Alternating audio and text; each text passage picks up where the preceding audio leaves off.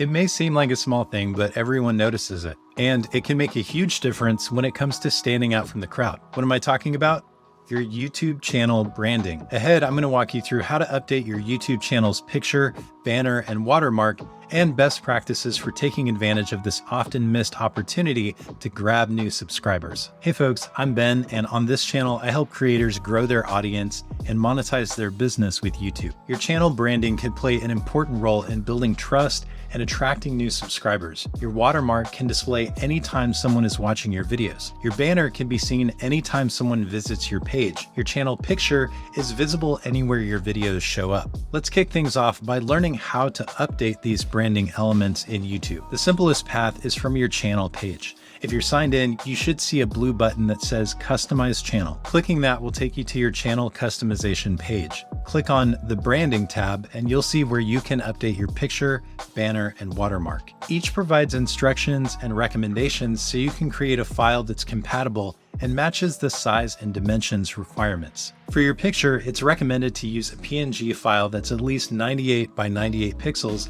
and is no larger than 4 megabytes. For your banner image, YouTube recommends an image file that's at least 2048 by 1152 pixels and no larger than 6 megabytes. And for your watermark, YouTube recommends an image that's 150 by 150 pixels and is 1 megabyte or less. Next to each type is an upload link you can click to upload your images. But before you upload, let's talk about what should be included in these images to make them as effective as possible, starting with your channel picture. The first question to answer for your channel picture is, are you running a brand-driven channel or a personality-driven channel? For example, your channel may center around a brand like the channel I run for Podia or the YouTube channel for Dude Perfect, or it may center around an influencer or personality like MKBHD or Sarah Dici. If your channel is brand-driven, it makes the most sense to use a simplified version of your logo as the channel picture. If your channel centers around you as a personality or an influencer, you should use a self-portrait.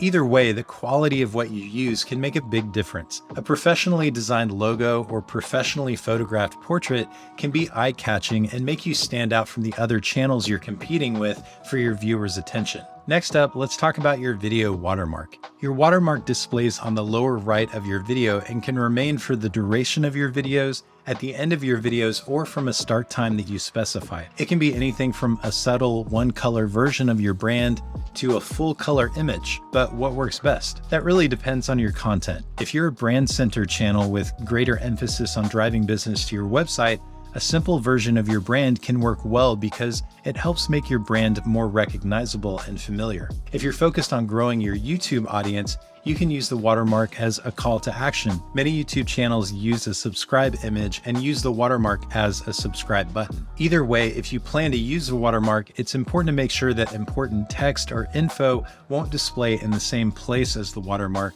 so it isn't obscured.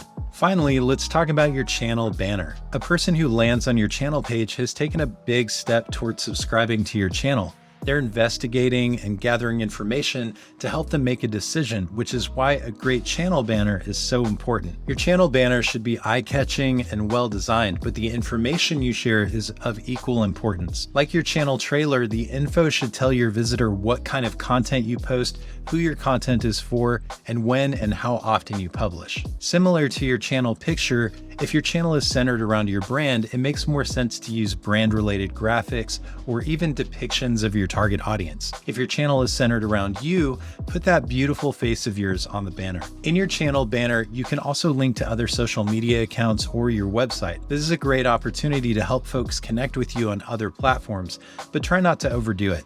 It's best to include no more than 3 or 4 links in this section. Putting a little bit of intentional work into these branding elements can go a long way and help your channel stand out from the others. In the next video in this series, I'll talk more about setting your channel up for success by focusing on your channel layout. In the meantime, if you have any questions or thoughts, feel free to leave a comment below. Thanks for watching, and I'll see you in the next video.